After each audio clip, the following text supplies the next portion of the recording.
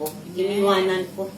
Sabi ko, naghanap akong pera, tapos yung may-ari ng pera, hindi ko inuna. Amen. Diba?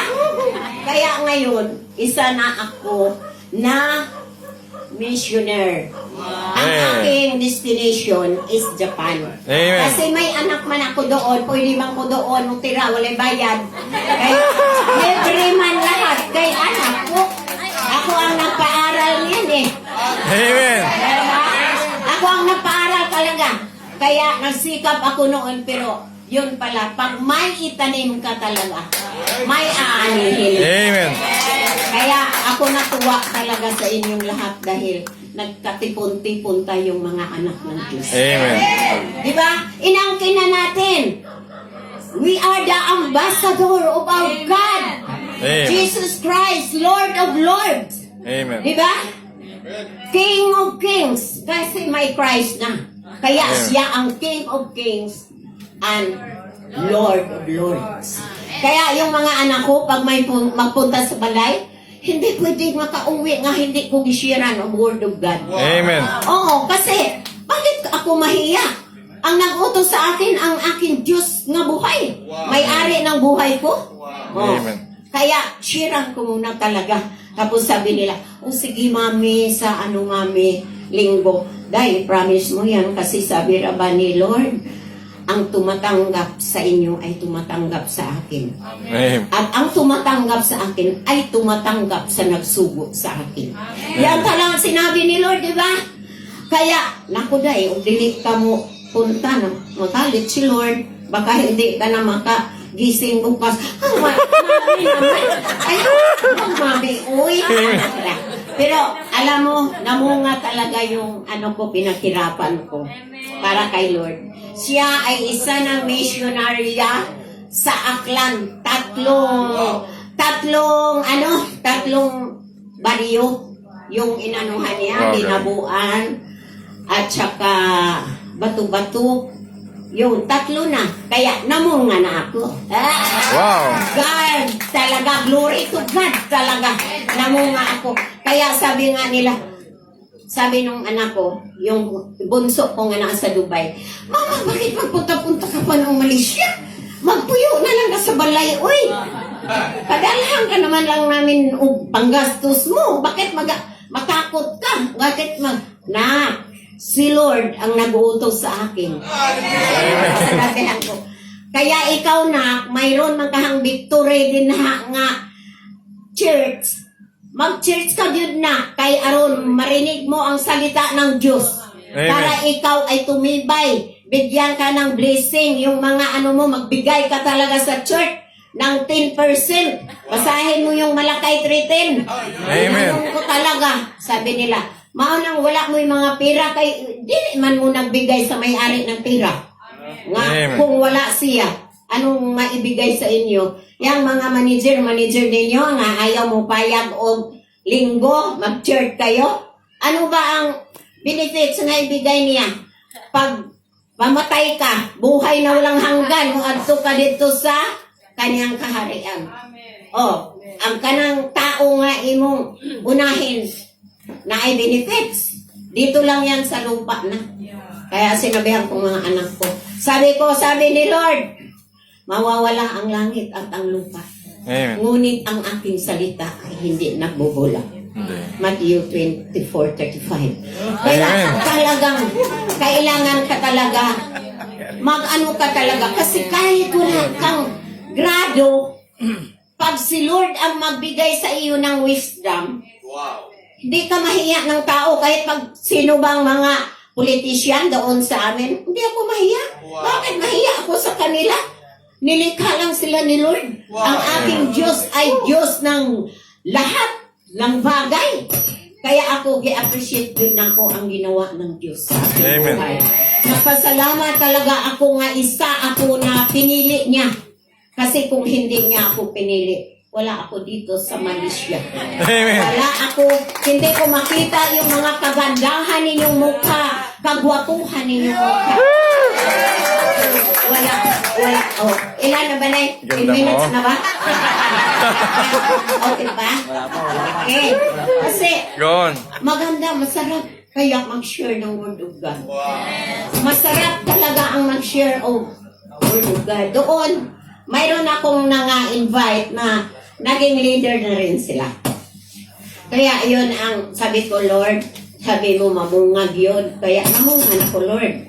Ano pa kaya ang gagawin ko, Lord? Ay mag-mission pa diya ay Diyos ko. Amen. Kaya, alam mo, yung Japan palagi ko palagi na akong nanaginip.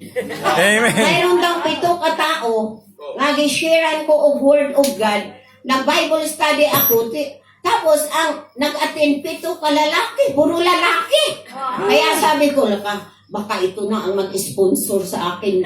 Amen. Church, in Jesus' name, yun na ang mag-sponsor sa akin. Mga ano ba? Japanese. Amen. Oo, kay ang mga hapon lagi hapon.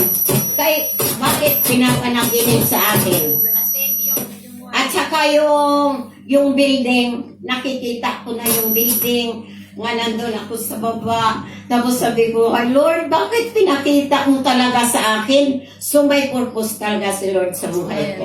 Kaya ngayon, 70 na edad ko, no? 70 na edad ko. Pero glory to God, nga binigyan talaga niyan ako ng malakas. Malakas, mag-share of Word of God, hindi ako mahiya. Kaya sabi ni Lord, tapos na.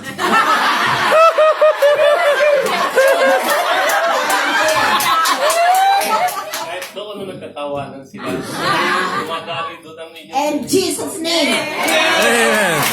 Ngayon talaga si Lord. Kaya sabi naman ni Lord, kung ikahiya ninyo ako sa hanapan ng mga tao, ikahiya ko rin kayo sa aking namang kasalanan. Amen. Sabi niya, Matthew 10:32. Kaya kailangan talaga tayo maging masigasig sa gawain ng Panginoon. Huwag tayong mahiya. Pagsikapan mong karapat-dapat ka sa Diyos, manggagawa mo lang dapat ikahiya kapag Amen. nagtuturo ng katotohanan. Amen. Diba? 2 Timothy 2:15. Yes. Maano mo talaga siya. At tayo magpasalamat na mayroong binigay si Lord na mga ngaral sa atin. Amen. Bakit? I-declare niya yun eh. Jeremiah 3:15. Yes. Sabi niya, bibigyan ko kayo ng mga pinunong tatalima sa akin. At pamahalaan kayo ng buong karunungan. At pangunawa. Hallelujah! Kaya palakpakan natin ang mga kuya. Amen. Ito Ang Panginoon. kuya. Kuya di ba? Ilang taon na, pero gwapo pa rin. Amen. Diyan sila. Diyan lahat. Mga gwapo. Ako, sa ministry namin, cell group, ako director. Noon. Network leader. Tapos, ano pa, yung facilitator Amen. sa mga surrenderes. Katulad ni brother na binago ni Lord. Amen. Kasi yung nag-facilitator ako doon, mayroon din. Tingnan mo si brother, gumagwapo. Wala pa yan, hindi pa yan siya umalis sa nakaraan niya na nagkamang na yan. Tingnan mo ngayon, kurap si Fernando po Jr. Diba? Kaya ganun tayo. Pag tayo talaga maglingkod ni Lord, grabe. Ang kagwapahan, ang kagwapuhan, nandiyan ibigay talaga ni Lord sa atin. Kaya tayo, kahit may edad na, mga babae, hindi tayo maglusyang-lusyang. Yes. Okay lang ako, maglusyang ko, kayo wala na makuibana.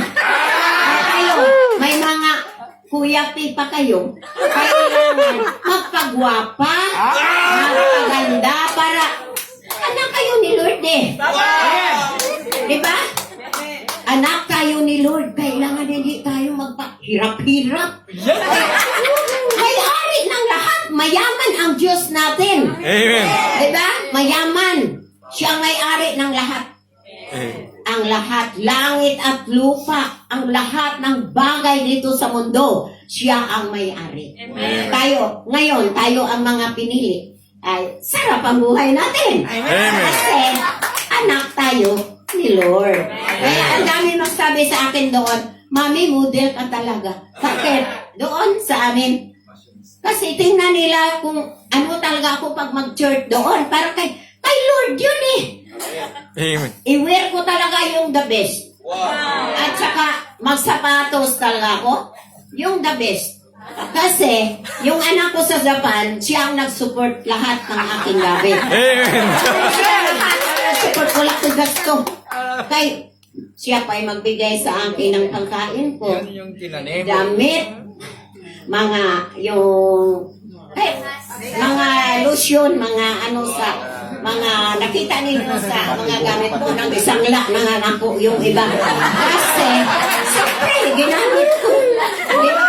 Isangla ko, makuha ko lang yun kasi si Lord naman ang magbabalik. Kaya purihin natin ang Diyos, patuloy tayo magpagamit sa Kanya kahit anong edad mo na kasi sabi ni Lord, walang bata, walang matanda kung makita nila ang iyong puso na handang magpagamit sa Kanya. Amen. Kaya ako sabi ko, Lord, wala na yung kontrabida kong asawa. Kasi, okay, iyan ako. Kontrabida na yung kay, iyan ako pat yun. Kay mo ato ko church. Ngano ko nung mo ato ko church. Mo ato ko nukos akong Kuya P. Tapos, yung aking mentor, nga matanda na rin, 67 edad, sabi ko, ang puntahan ko si Lord. Hindi sila. Si Lord ang puntahan ko kasi siya may-ari ng buhay ko. Kung wala si Lord, wala ako ngayon. Amen. Diba?